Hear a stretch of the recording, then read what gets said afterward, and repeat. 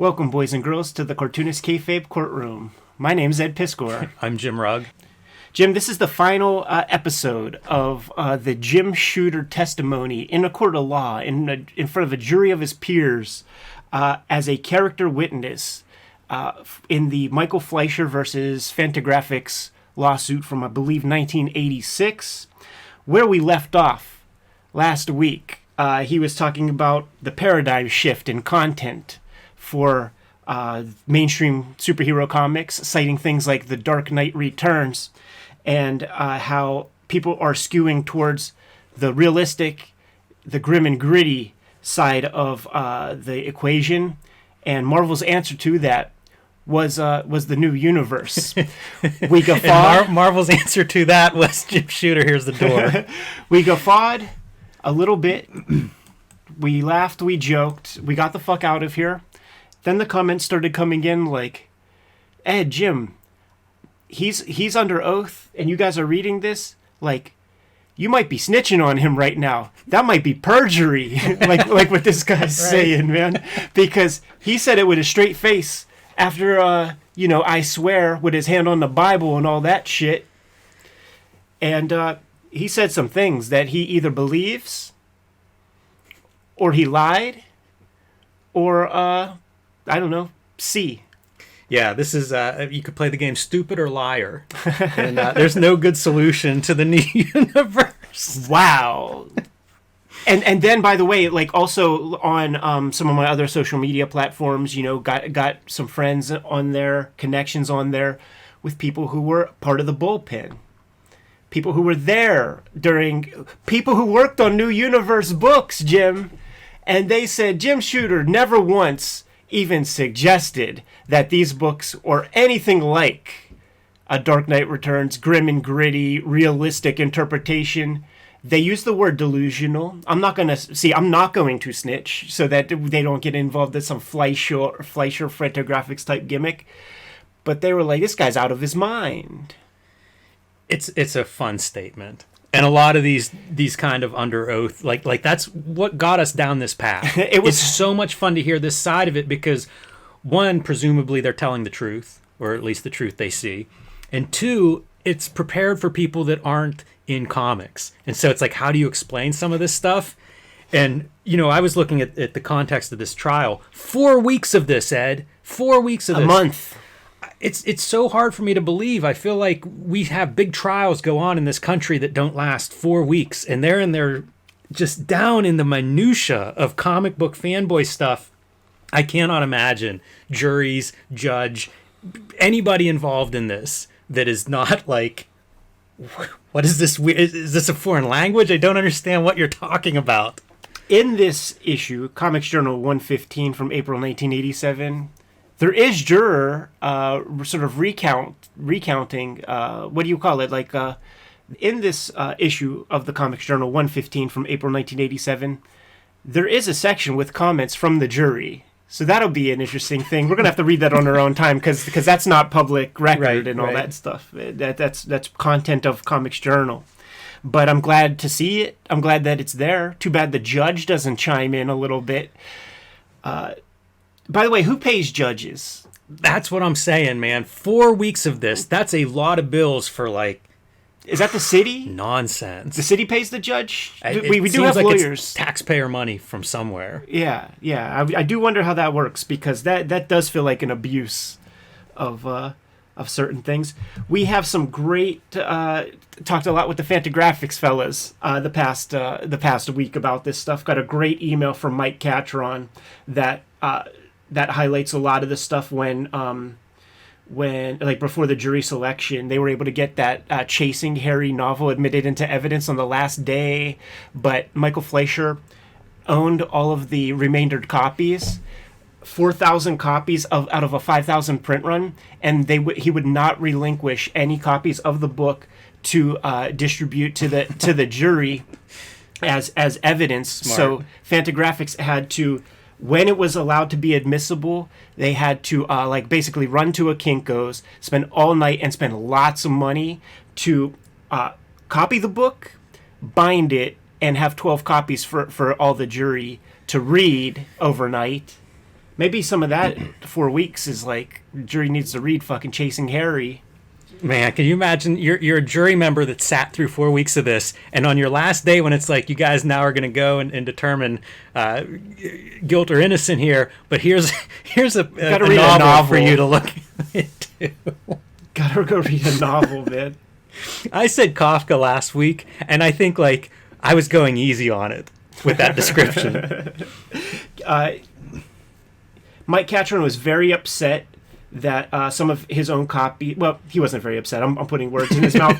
But he did have to sacrifice his own copies of Jonah Hex and Adventure Comics, but he kept the evidence tags. And then he sent me a link to the Comics Journal obituary for Michael Fleischer, which I was like, I'm not going to read that because like it's a person who passed away, and I just don't want to see any color. But they did show off the evidence tags. Like, when they showed the works that Michael Fleischer was working on, they would show Spectre comic, but they would have the evidence tag right next to it, just being dicks.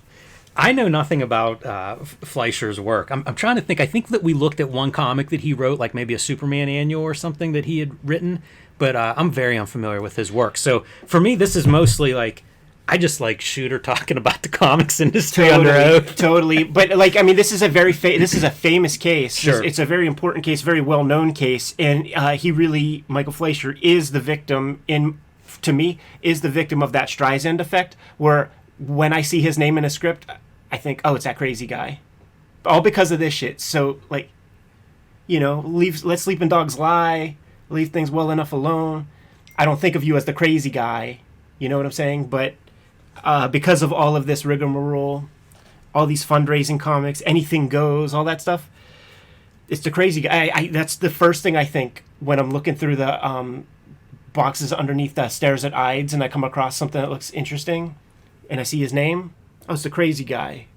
That's unfortunate, because it was a compliment that Harlan Ellison was giving him, saying that the dude's imagination is just so wild that it's like H.P. Lovecraft or it's like Robert E. Howard. But sticks and stones, man. And he didn't get that memo, this Michael Fleischer fella.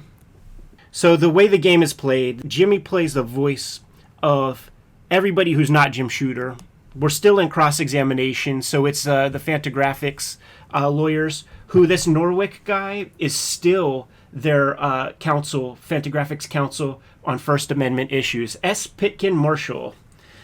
Oh no, S. Pitkin Marshall is the Michael Fleischer's lawyer, who says that Catron says that his law license is suspended, but that probably just means he's retired because he's 78, no longer practicing. But yeah, that Ken Norwick is still their lawyer on First Amendment deals. So I'm Jim Shooter. Jim's everybody else, and that includes the judge who says overruled every 2 seconds. I'm the judge, jury, and executioner. That's goddamn right. So where we left off, we were besides ourselves with the new universe comment. Video link is in the description below. Without further ado, if you want to take it off from there, Jimmy. This is Norwick. Prior to the last year or so, Michael Fleischer's talents were not particularly well suited to the direct market. Isn't that right? That's not true. Didn't you testify that superheroes and science fiction characters sell best in the direct market? I did. And up until a year ago, Michael Fleischer didn't do superheroes very well. Is that right? That's not true.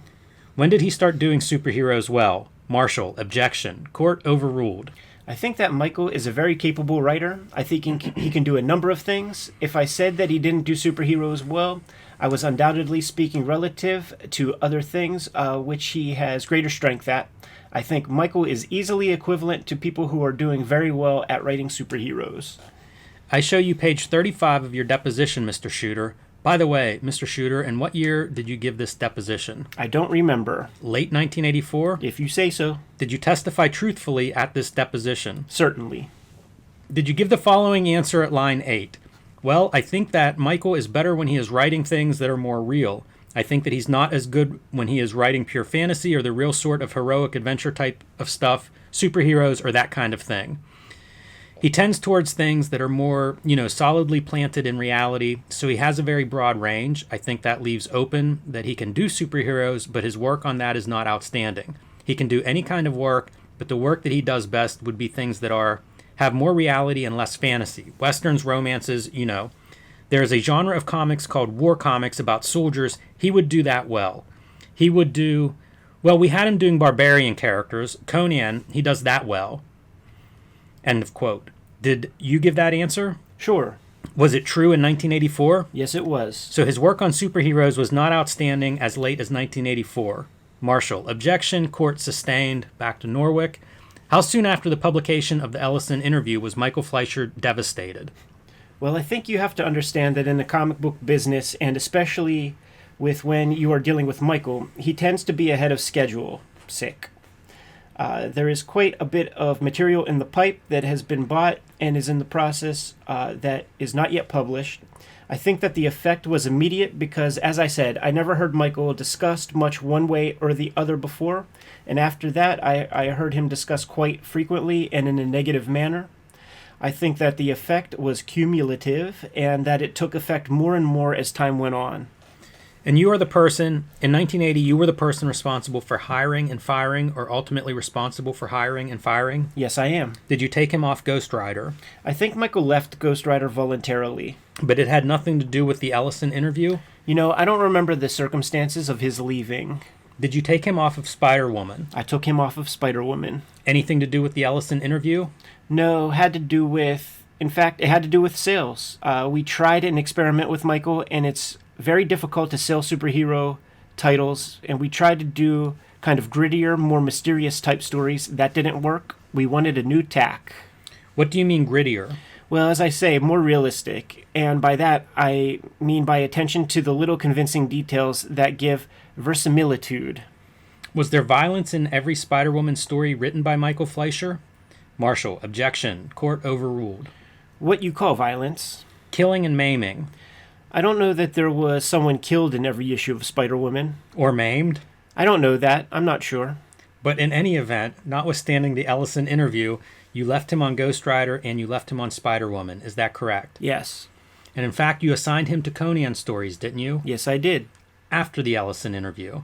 It was a safe place. He was a ward of Marvel at this point. Are you responsible for his livelihood? Marshall, objection, court sustained, Norwick. How many freelance writers are there out there writing? I guess 100. And you've got your choice of pretty much all of them, don't you? Most of them. And you gave Conan to Michael Fleischer. Yes, I did. And that was because it was a safe place? Michael is a very good writer. He would do a very good job on that, I thought. It was a place where the direct market resistance to his work wouldn't be a factor. Because Conan, unlike most other titles, really is a book that succeeds well on the newsstand. It has an excellent newsstand sale. It has never had a large direct market sale. Michael, as expected, did very good work on it. Sales rose on the newsstand and fell off slightly in the direct market. Sales rose dramatically after you put Fleischer on Conan? Yes, they did. And this would have been after the publication of the Ellison interview, isn't that right? That's true, but sales went up only on the newsstand market. They went down on the direct market. Your testimony, if I understand it, is that the direct market appeals to people who follow writers and follow artists. Is that right? People would be more conscious of who the writer was or who the artist was. On the newsstand market, I think they are generally less conscious of who the writer is.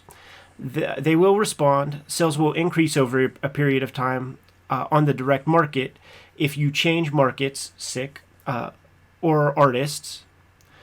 You can often see a dramatic swing in sales with that issue.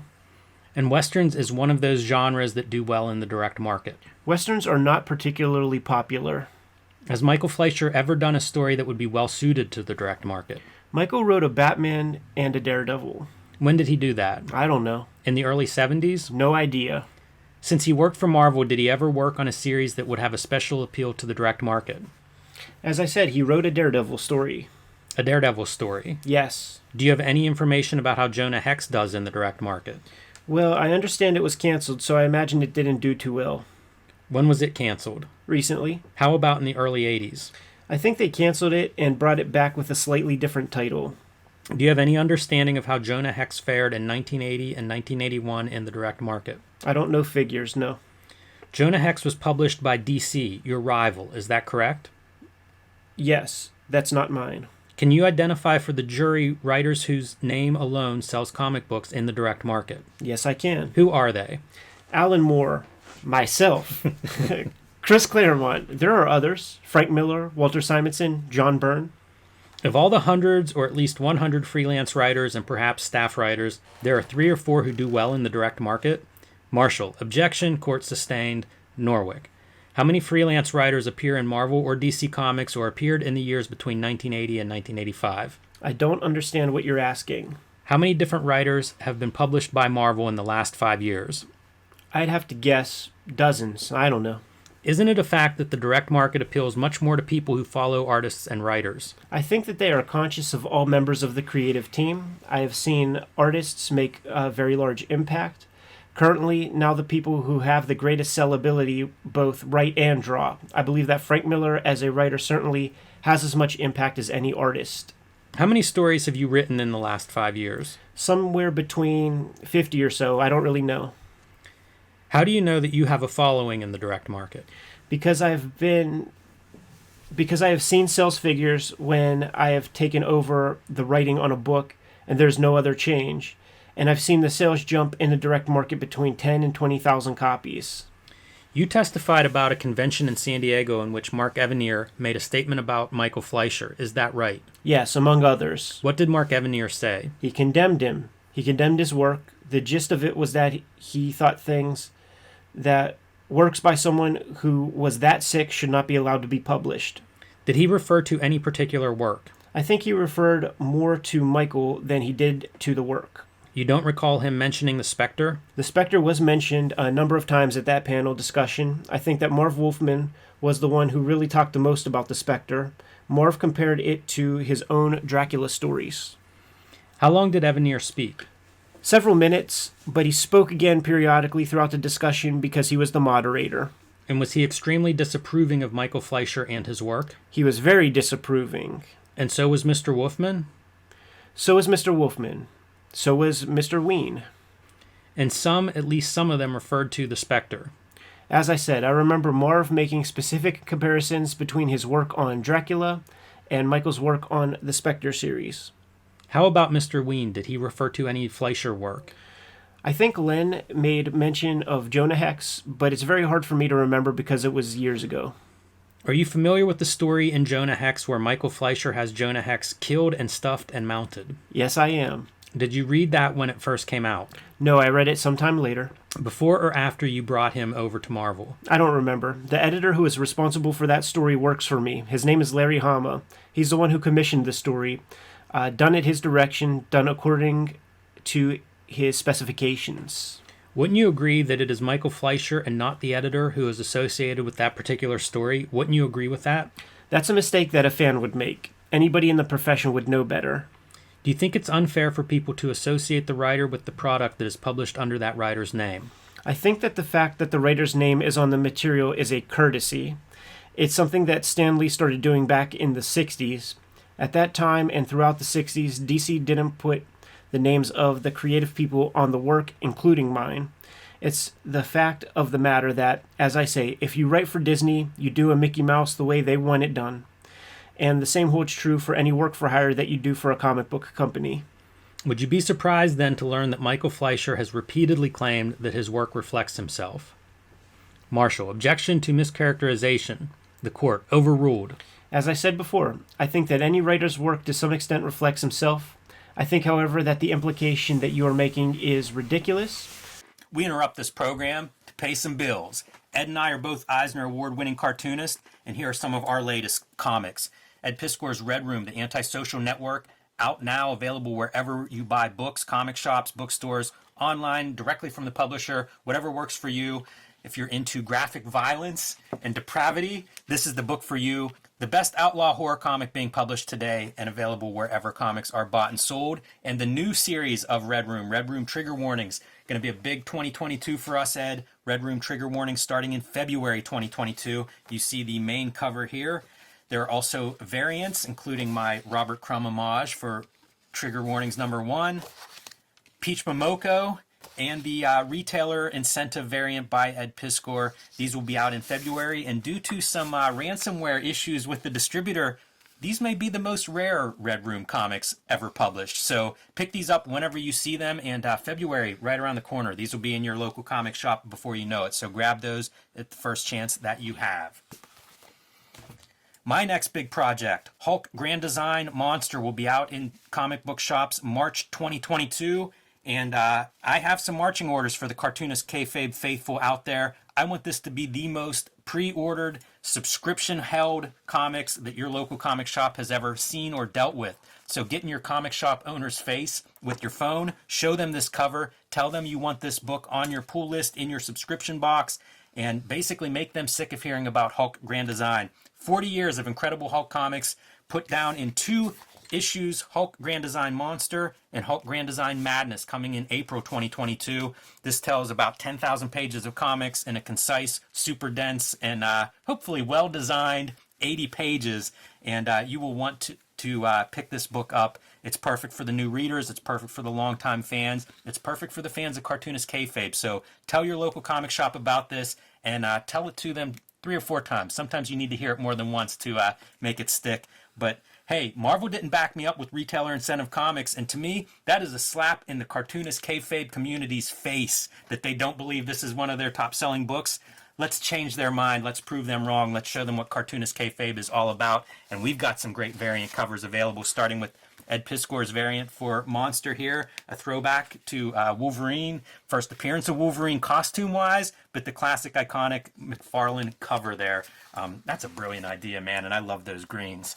Peach Momoko turning into a Cartoonist Kayfabe darling here with between Red Room and Hulk, man. That's a lot of Peach Momoko variants, and the great Marcos Martin doing the Hulk transformation cover variant. Pretty awesome. I'm a little bit jealous that he nailed this on a cover.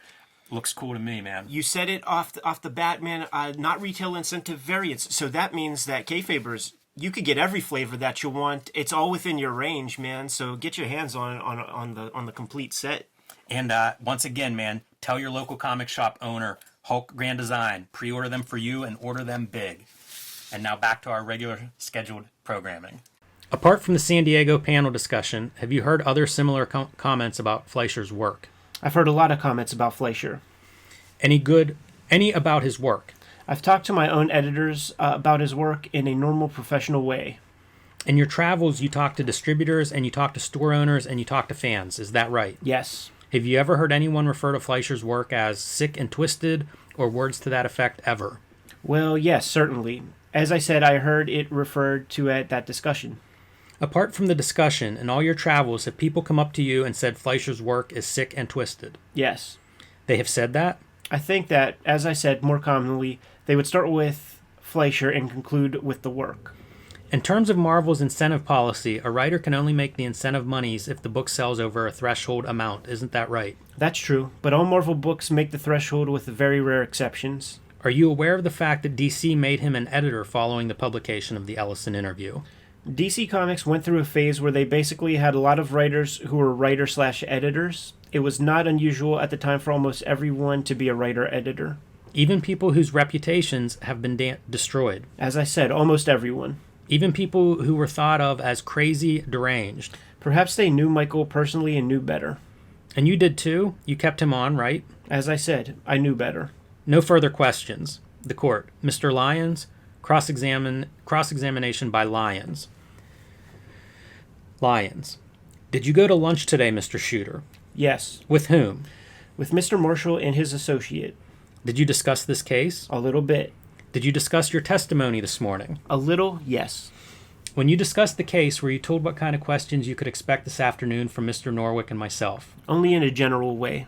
Tell me what they said to you and what you said to them about the general way the questions would go.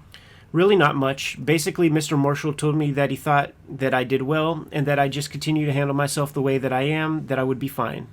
Did you discuss at any time the problem that Mr. Fleischer has in proving compensatory damages as a result of these purported libels?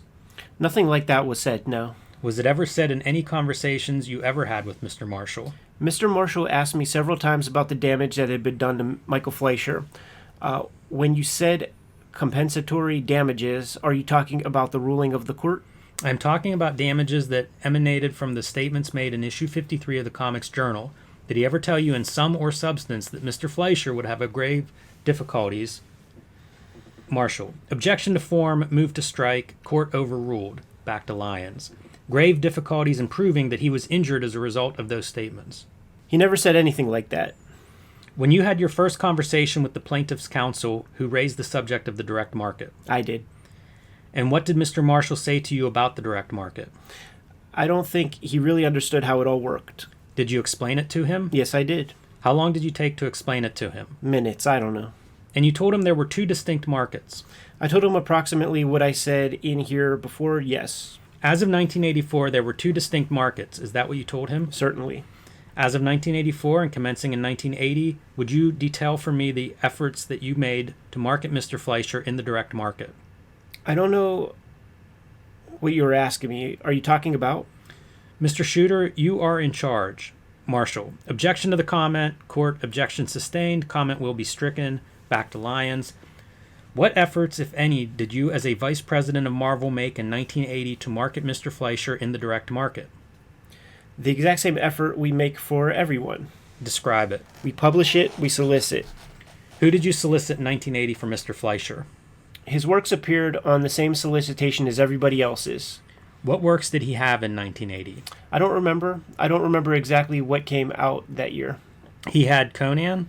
Okay. What else? I don't know. Was he still doing Ghost Rider and Spider-Woman then? I really can't tell you which issue came out, which date. Is the only marketing you do is put out a list of comics to the direct market? More and more as the direct market has grown, we are able to afford to do things like promotional posters and things like that, but we really only have begun doing point-of-purchase displays and any kind of meaningful advertising. When? This year.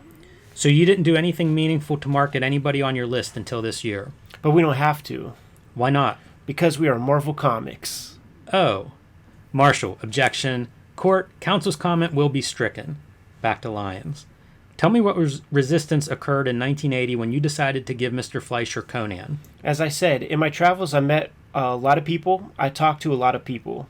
The announcement of Michael working on Savage Sword was booed at the Chicago convention. I became aware in the course of pursuing my job that he had become a negative, a detriment to sales in the direct market. When did the Chicago convention take place? Late summer. Of 1980? I think so. And you announced a change in authorship of the Conan comic book. The Savage Sword of Conan? Yes. And it was among many things that I was announcing. You announced it to an audience? Yes. And how many people were in the audience? I'm not a crowd estimator. I would guess several hundred. And when you announced the name Michael Fleischer, they booed? Yes. For what reason? No one stood up and waved a copy of the Comics Journal, but as I said before, I've never had negative reaction to the name Michael Fleischer before. You had just changed a writer, had you not, of a popular series? I changed a writer, yes, sir.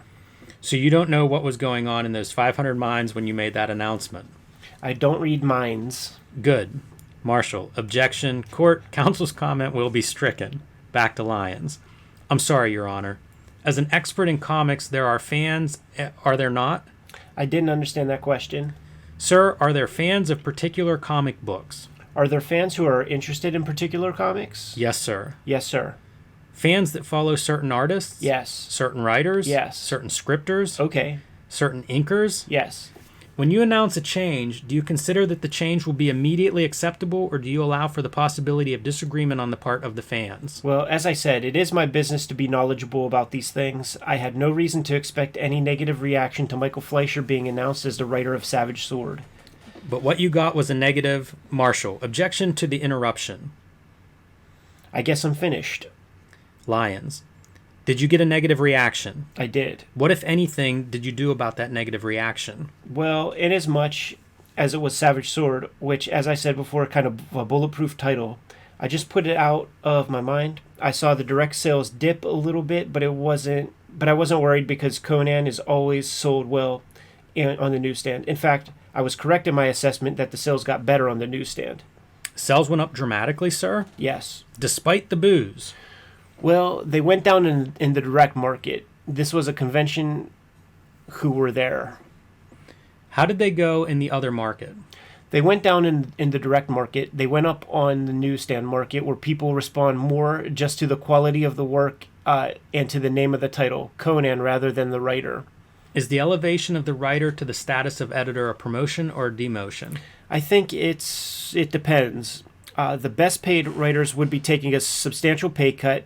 Someone who is just beginning might see it as a way to improve his position. Sir, when did you re-enter the comic book market in the 1970s? I'm not exactly sure. It was either late 73 or early 74. In 1974, you were a writer? Yes. And in 1977, you became an editor? Actually, it was January 1st of 1976. Did you consider that a promotion or a demotion? Well, at the time, it was something I'd always wanted to do. I really also at the time, the income for writers was much lower than it is now, so it was kind of a lateral move in terms of income. Move to strike as non-responsive. The court. Could you read the question? Question read. The court denied. Back to Lyons. Mr. Shooter, you've used the expression hot property several times in the past day and a half. Can you explain what is meant by that? Well, this is the entertainment business. Things come into fashion. Right now, the X-Men is a very popular Marvel book. Therefore, we've done several spin-offs, and as expected, each of those have done very well. If we do a spin-off of the X-Men, we have a very reasonable expectation that this will be a hot property book that has a great chance to succeed in a direct market. Is Mr. Claremont the principal author of that series? The author of that series is Marvel Comics. Mr. Claremont is a writer for hire. Does he write it? He writes it under the direction and supervision of an editor. Does he write a hot property? Yes. And that is marketable in the direct market? Sure. And the writer of a hot property is a hot writer, true or false? Well, it's hard to put one first. The property helps build the writer's reputation. If the writer is good, he will help build the property. It's not something you can separate. Is the writer of a hot property a hot writer? As I said, the writer builds the property builds the writer. Sir, is the writer of a cool property a cool writer? Not necessarily. We have, for instance, put Chris Claremont on titles like Spider-Woman, for instance, trying to see if his name would pull enough readers to help. His name increased the direct sales considerably, but ultimately not enough. But you put him on that property because he was a hot writer. That's true. As compared to someone who was not a hot writer. That's true. As compared to someone who was in the pack. As compared to someone who was a detriment to sales. Did you ever describe Mr. Fleischer as being in the pack? I think that he was in the pack in the late 70s, early 80s. The late 70s were prior to the Ellison interview? Depends on how late, I suppose. Again, I don't know the exact dates of these things. You said as of the late 1970s he was in the pack. Yes. As of 1980, had he done anything to take himself out of the pack? I don't think that he had done anything to take himself out of the pack. As of 1980, what, if anything, had you done to take him out of the pack? I certainly didn't do anything to take him out of the pack. As of 1981, was he still in the pack? No, he had fallen behind. I have to interject something. Please. We need some kind of pack t-shirt, right? I've never heard a phrase like this, and they've said it 20 times now. The wolf pack, baby. Too sweet. As a result of what? As a result of the Ellison interview and the subsequent continuation, the expansion. And that is the only reason you know? Marshall, objection to the interruption. Court, are you finished with your answer? Yes. So as of 1980, he was not only in the pack, but had fallen behind the rest of the pack. Is that your testimony, sir? I believe that he lost the opportunity to. What opportunity? To get ahead. What opportunity? The same people he was in the pack with, some of them went on to become hot properties, hot writers. Could that have been because they were better writers? In my opinion, no. Who are these people you've referred to? Bill Mantlo, Mark DeMatteis, Roger Stern, Mike Barr, other writers. I'd have to look. Is a writer's popularity reflected in his sales? Yes. The sales of Conan rose dramatically? On the newsstand. On the newsstand. Having seen that, tell me what you did to get Mr. Fleischer into this developing market that you saw develop. Well, as I said, especially back then, we did not take any writer or try to make him a star. We published the material, we solicited the material, we did a very small smattering of promotion. What makes a writer a star in the comic book industry? I think that a writer must be a good writer first. Then I think that he develops a name and reputation and becomes known. These things all work together. If he becomes known, more artists wish to work with him, more editors want to hire him, he gets offered better and better properties to work on, and it all grows together. Mr. Shooter, is a writer's reputation based in large part upon his writing, yes or no? Yes. As of 1980, what had Mr. Fleischer written that would impede his becoming a hot property? I don't think he'd written anything that would impede him from becoming a hot property. He had written Chasing Harry in 1979, didn't he, sir? I don't think that would have any effect. He had written for Vampirella prior to 1980, had he not? I don't think that would have much effect. He had written... Do you know if he had created any original comic book characters prior to 1980? It seems to me that he did. He created a couple of original characters for Atlas, which... Can you name... Marshall. Objection to interruption. Court sustained. It was a company that was around for a very short time. Did he create a character called the Grim Ghost? I guess so. I'm not familiar with it. Did he create a character called Ironjaw? Once again, I'm not familiar with it. Did he create a character called the Tarantula? Quite possibly. I'm not familiar with it. How much of his work were you familiar with prior to 1980 when you gave him Conan? I was familiar with some of the work that he had done at DC Comics and whatever he'd done for us. And that was limited to a very few mystery stories and a few samples of the Spectre? Well, it was limited to whatever it was I had read. I had read The Spectre. I probably read some Jonah Hex and some mystery stories. When I assess the ability of a writer, it really doesn't matter what kind of story I'm reading. I can see whether the man can construct a story, whether he deals well with words. I feel confident that I can, with not too much effort, teach him what he needs to know to write Spider-Man or whatever if he's a good writer. In your opinion, Mr. Shooter, would it impact upon the comic book industry to any extent to have a writer describe the comic book fan as a stupid, greedy, avaricious child? Marshall, objection, court overruled. Well, once again, the word fan, quote-unquote, is misleading. When fan is used to refer to the people who we commonly refer to as heavy breathers, people who are full-time collectors and very intense, a very small number of people really, then that reference would be a very small number of people. Another one of those sentences. When I say quote-unquote fan, I am talking about the people who read comic books. I'm talking about millions of people. There's a connotation of the word fan that is kind of worst-case people. I guess I'm done. Do people purchase comic books? Do people purchase comic books? Yes. Yes. And when they purchase them on a regular basis, are they referred to as comic book fans, yes or no? Once again, well, I can't answer it yes or no. The word is a misleading term. It has many meanings. It's a multi-layered term? Yes. In some connotations, the word fan, as I say, refers to a very small group of people. Define that group for me, if you could. Well, I think that there is a small group of people who are like the most rabid sports fans, people who will collect autographs and wait outside the stadium for people. There are a couple of fans who will even come and watch Marvel softball games. They become fans of something other than the books and the characters, the people who create them, or what I think of as fans of fandom. Their social life becomes oriented towards each other as fans. Is that the first layer of the word fan? I don't know what you mean by the first layer. That's a meaning that I've heard used. Describe the next layer or type of fan or fandom. Court. I think before he does that, we will take an afternoon recess. Recess. Open court, jury present. The court. Mr. Lyons. Lyons. Mr. Shooter, have you finished describing the first layer of fandom? Marshall. Objection. Court. Would you read the last question before break? Question read. The court. The question before you is to describe the next layer of fandom. I don't like to think of it as a layer. I think another use of the term would be to describe the people who are collectors, who are very interested in comics, the type of reader who goes to specialty shops and are conscious of the names of the creators and so forth. Is there a third layer? Marshall. Objection to form. Court.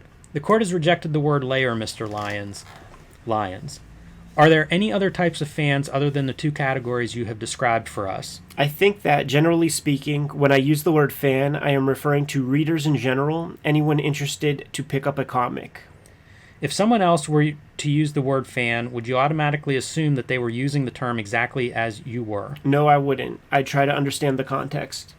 Would you please turn to Plaintiff's Exhibit 56 in Evidence, Journal 56 featuring the interview with Fleischer.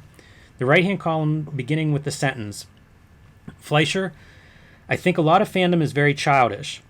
Catrone, how do you mean that? Fleischer, well, if we get into this, I'm just going to alienate all of Catrone. Go ahead, we probably alienate people on a lot of issues. Fans can take a little criticism. Fleischer, This is not meant as a characterization of all fans. What I know about fandom, I really know just from conventions and the fanzines. Much was not printed in the original interview. The first of these qualities is avarice, and the second is anger. And then I get the impression that there are as many crooks per capita in fandom as there are in Folsom Prison. Lions. What impact, if any, would those words have upon the direct market? I think it's clear here that he is talking about a very few people, especially since he gives an example of what he is talking about. I think he is talking about the very small group of fans. The heavy breathers. And then he says underneath that, I'm sure I've exaggerated, as he goes on to describe what he means in greater detail. He is speaking in hyperbole? He says, I'm sure I've exaggerated. I guess I exaggerated. In your opinion, sir, is he literally saying that all comic book fans should be placed in prison? Marshall, objection, court sustained. Back to Lyons. Does he call fans crooks? The way I would answer that is not that there is a sentence here that says this is not meant as a characterization of all fans. He is telling me that he means a very small group of people. He gives a specific type of example and then goes on to describe more about what he means. I think that he is talking about a very small group of people, I think. Is he talking about the first group that you finished describing to us, the heavy breathers? I think he is probably talking about a very small group. Which group? The first group you described to us or the second group you described to us? As in this example, he refers to people who would be at conventions, so I would assume that it would be confined to people who would go to conventions. Are these people usually collectors? I would say usually. I wouldn't say exclusively. For the most part, they are collectors? Yes, I would say that for the most part they are collectors. The people who buy in the direct market, is that what you finished telling us this afternoon? No, that is not correct. He is not saying this about people who buy in a direct market. He is talking about a very small percentage of a very small group. Do collectors buy in the direct market, sir? Yes, they do. Sir, is it true that as of 1980, the placement of Michael Fleischer's name upon a comic book would not cause it to jump 40,000 or 50,000 copies in sales? Marshall, objection to form, court overruled. In my opinion, there was probably only one person who would have that kind of impact in 1980. In 1980? Yes. As of 1980, sir, can you recall the time that you assigned the Savage Sword of Conan to Mr. Fleischer to write? The month? No, I can't. Was it after the Ellison interview? I think so. Was it after the Fleischer interview that appeared in June? I think so. Was it after the comic book convention that took place in July of that year? I don't know. Did you attend that comic book convention? Yes, I did. Sir, referring solely to comic book conventions, how many conventions have you attended where Mr. Ellison spoke? Marshall, objection asked and answered. Court overruled. Several. We know of one in 1980 July in New York. Is that correct? Marshall, objection to the mischaracterization. Court overruled. That is a convention where I heard him speak in a large auditorium. I heard him do his act for a large group. I heard him speak at other conventions. I don't recall whether he was on the program at these other conventions. I have heard him talk to groups of people. At conventions? At conventions, at parties. Do you understand what a convention is? I think so, sir. The court. Counsel's comment will be stricken. To Shooter, you may answer questions, don't ask them. I'm sorry. Back to Lyons. Starting with the comic book convention in July of 1980 and going into 1981, name the next convention that you attended where, as a member of the audience, you heard Mr. Ellison lecture at a comic book convention. That's not a proper question. You don't lecture at a convention. I heard him speak to a group of people in San Diego. Is this the same San Diego convention where Mr. Fleischer was the subject of a panel discussion of his mental health? I don't know if that was the same convention. Tell me what Mr. Ellison lectured on at the convention that you remember going to in San Diego. He spoke to a large group of people in a party that was for professionals and some fans and dealers. He basically did his usual act. He spoke about whatever traumas and battles he was involved in at that moment. Is there anything improper about somebody going to a party to discuss his controversy with people in attendance at the party? I don't judge the propriety of that. I don't have any comment on that. Do you regard the interview that he gave the comic journal as an act? What do you mean? Do you mean as a performance? Yes, sir. Is this just a performance? Absolutely not. So this was not an act? No, I think it was sincere. And he sincerely expressed his opinions. if you know about the comic book industry. That is how I took it. And he described the entire comic book industry as a booby hatch. Did he not? If you say so, I don't remember. Would you turn to page 94, journal number 53? In the first left-hand column on page 95, does Mr. Ellison appear to call the comic book industry a booby hatch? Yes. Did you take that literally to mean that all members of the industry, including Mr. Groth, yourself, Mr. Fleischer, should be confined to a mental institution? I took it as an insult that was directed at the people in the comic book industry. Your opinion is that this was an insulting statement, is that correct? Yes. Was it a statement of fact, sir, that the industry is a booby hatch? Are you asking me if he meant it? Yes. Did he mean to state and to convey that the entire comic book industry was a mental institution? Marshall. Objection to the mischaracterization. Court overruled. I think what he was saying was he was insulting the entire industry. You regarded it as insulting? I wouldn't rephrase it in the way you rephrased it. Did you literally take those words to mean that Harlan Ellison was telling fandom at large that everyone in the comic book industry should be confined to a mental institution? That wasn't what he said. Did he call it a mental institution, the industry itself? He called it a booby hatch. What is your understanding of booby hatch, sir? I assume it's a place where they keep boobies. Do you understand boobies to have any other meaning than crazy or insane? I wouldn't touch that line with a 10-foot pole. Well, sir, if you would, tell me what your understanding of the word booby hatch is. The way I have to answer that is I read the whole interview. There is even a quote in bold that sets the context for that statement. He is insulting and denigrating comics in a very broad way. What is the nature of the insult, sir? The nature of the insult is that the people in the comic book industry are, I don't know, can't think of the words for it. They are in a booby hatch. I don't know what else to say. You are a writer, sir? Such a dick. I usually don't write with people looking at me like this. Sir, at the San Diego Convention of 1980, can you tell us what, if anything, Mr. Kleiben said of and concerning Mr. Fleischer? Mr. Kleiben really didn't talk much about Michael, and he didn't know his work. He was mostly talked about was transpiring before his eyes. What did Mr. Hartley say of and concerning Mr. Fleischer? Again, Mr. Hartley was not very familiar with Michael and his work. He spoke more or less, well, what he said was, if you are saying is true about this man, and if his work is, as you say, and that he joined the others in thinking that it ought not to be published. Another weird set of syntax there. What specifically do you remember Len Wein saying of and concerning Michael Fleischer? Len talked a great deal, comparing his own work and what he thought the moral responsibility of a comic book writer was to the way Michael was and the kind of stories Michael wrote. I believe he brought up Jonah Heck's story. He talked a lot about how his stories, his characters were happy, friendly people, and that's how it ought to be, and that the comic book creators had an obligation to set good example to provide positive role models. What, if anything, did Marv Wolfman say of and concerning Michael Fleischer? Marv, I think, did a lot of comparing of Michael's work to his own Dracula work. Marv said that he thought that even though he had written horror and had done a lot of vampire stories and people with stakes driven through their hearts and fangs through necks and virgins hung naked upside down on crosses and the whole vampire trip, that it was okay because his characters had honor and Michael Fleischer's characters had no honor, and that he said a number of very derogatory things about Michael and his work. What did he say? The gist of it was that Michael was a sick, twisted individual and that his work was terrible and shouldn't be published. And did you understand his statements to be based upon an examination of Michael Fleischer's work? My understanding of what was happening was that this was in support of what Harlan had said. How did you come by that understanding, sir? It was mentioned. Who mentioned it? I don't know. Did Mr. Kleiben mention it? Mr. Kleiben wasn't aware of it. Mr. Hartley? Mr. Hartley couldn't have been aware of it.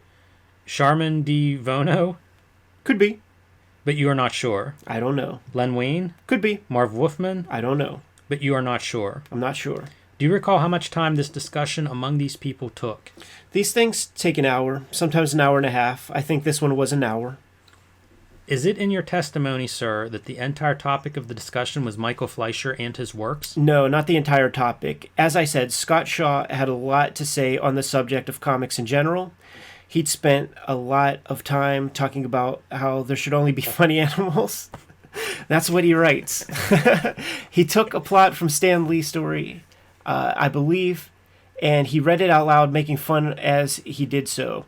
I think that once Clyburn started arguing with the other people on the panel over things like condemning this man who was not there to defend himself and how dare they do this, a lot of the time was consumed in that argument. There was also questions from the audience.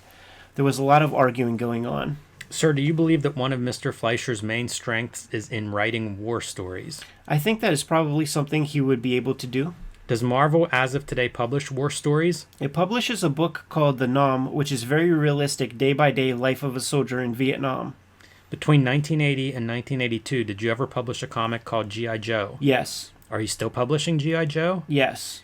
Have you ever expanded the number of listings that you publish under the banner G.I. Joe? Do we issue more than one title? Is that what you were asking? Yes. Yes. How many? We publish one monthly book called G.I. Joe. We publish a bi-monthly book called G.I. Joe Special Missions, and we publish occasional specials. For how many years has Marvel been doing this? I don't know exactly. I think probably 5 years. Knowing that one of Mr. Fleischer's main strengths is war stories, why is it you didn't assign him to G.I. Joe? G.I. Joe is not a war book. Would you classify it in the same genre as Archie? No. Marshall. Objection. Court overruled. Where would you classify it, sir? I think that probably G.I. Joe bears a lot of resemblance to Mission Impossible, anti-terrorist stuff, functional enemies. Does it involve soldiers? It involves a group of very highly skilled, technically oriented people chosen from various military branches. It in fact predated Delta Force. When Delta Force was announced, we thought we ought to get royalties from the government. It involves the armed services? It involves agents from various branches of the armed services combined into one anti-terrorist strike force. Sir, are these agents soldiers, sailors, Marines, Air Force men? Most of them are, yes. Thank you. Marshall. Objection to the thank you. Lyons. I'm sorry. To Shooter. Isn't it a fact that Marvel Comics ties this magazine in with the toys that are manufactured by Hasbro for the G.I. Joe series? Marvel Comics was hired to create the toy line and reactivate the trademark. Would there be any blemish in assigning a writer to these war stories? Marshall. Objection to relevance. Court. To what war stories? Lyons. In G.I. Joe, the court, he just said they weren't war stories. Lyons. Would there be any objection to assigning someone to write these terrorist stories? They are not terrorist stories. If you want to know, the man who did the creative development on G.I. Joe is a man named Larry Hama. Every year, we pay him a great deal of money to do continuing development on the G.I. Joe toy line as well as the G.I. Joe comic.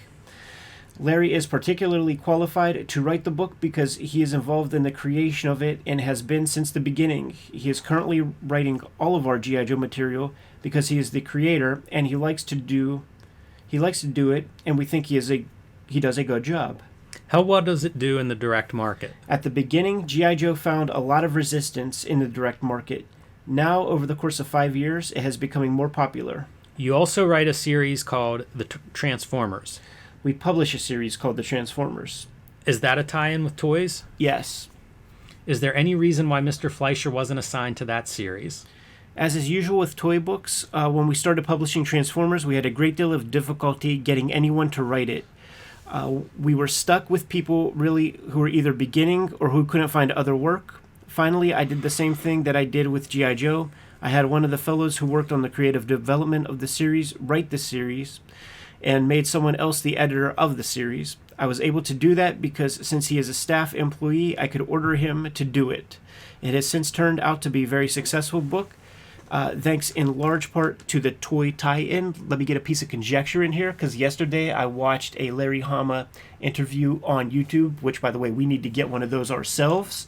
And he said one of the big detractors for the creatives, for the writers, for the page rate people, is that the toy license fee comes off the page rate. So those books made less of a page rate than any of the properties that Marvel owned. Wow. We could jump back into the game if you're good. Okay, back to Lions.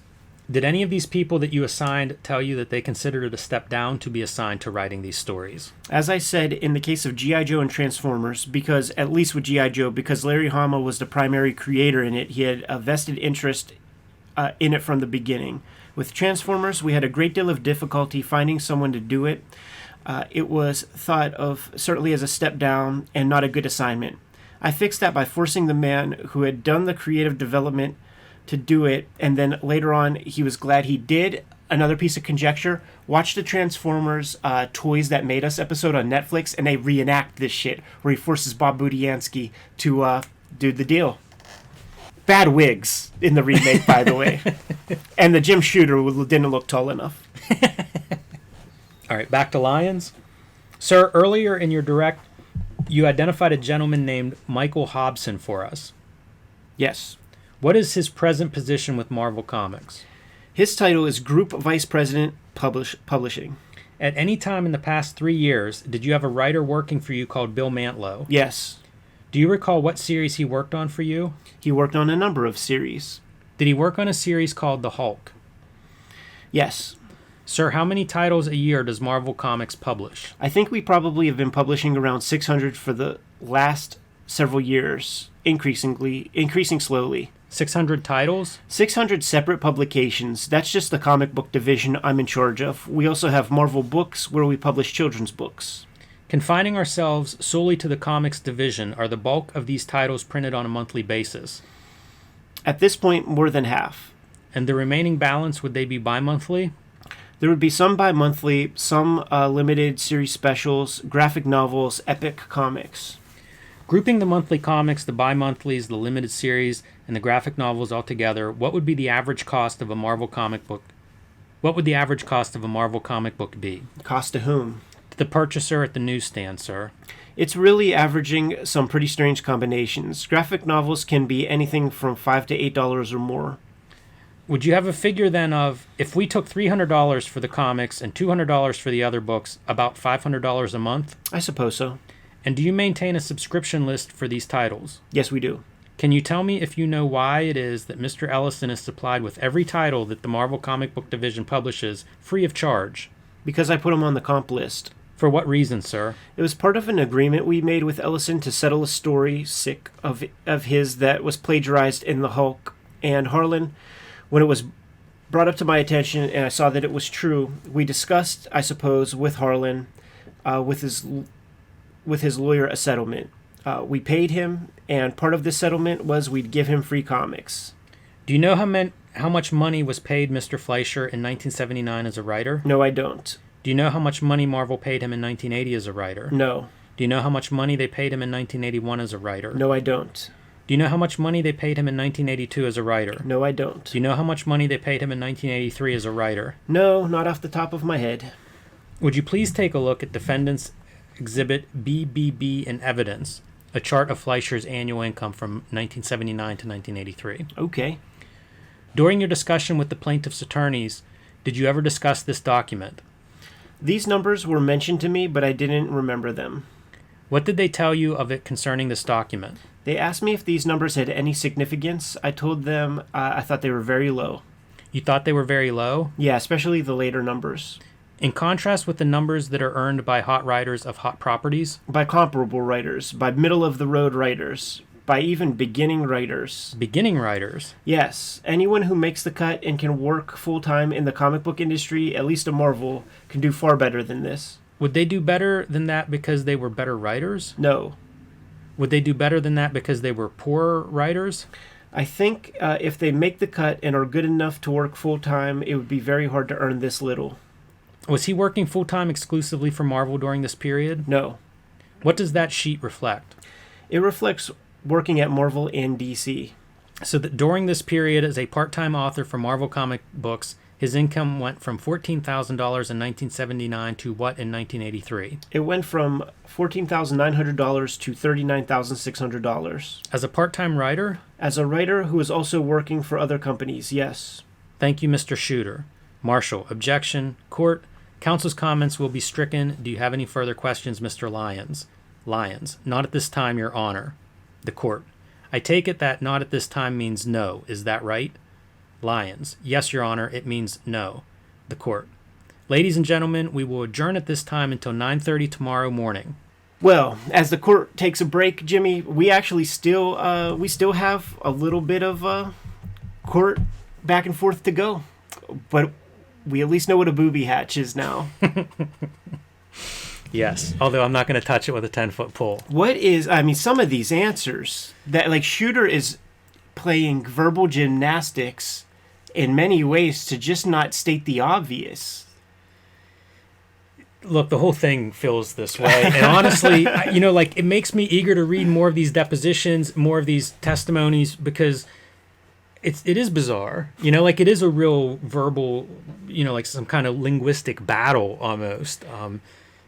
It's interesting. It's different than I expected. It's not a few good men or whatever I'm used to a courtroom looking like. Aaron Sorkin didn't write this shit. No, he didn't. How sad is it? And this is how you know that it wasn't Eric Reynolds, Doogie Howser lawyer, 15 years old with his three-piece suit on, asking the questions of Jim Shooter. Because when Jim Shooter says, I think only one person would be the one to be able to like tip the scales and get a book to go from one thing to one thing, the lawyer didn't follow that up and ask. I was hoping to see a name. We didn't see that. So yeah, you're right about that. I'm leaning toward the Council for Fantagraphics actually being lawyers and not Peppy White or Drew Friedman or somebody like that, Robert Crumb. It is funny. Any real comic book nerd or fan from either of those groups. I want to know the name. Do you have an idea of like who it might be? It's got to be Frank Miller. Frank Miller. Or maybe Alan Moore. You know what would be such balls?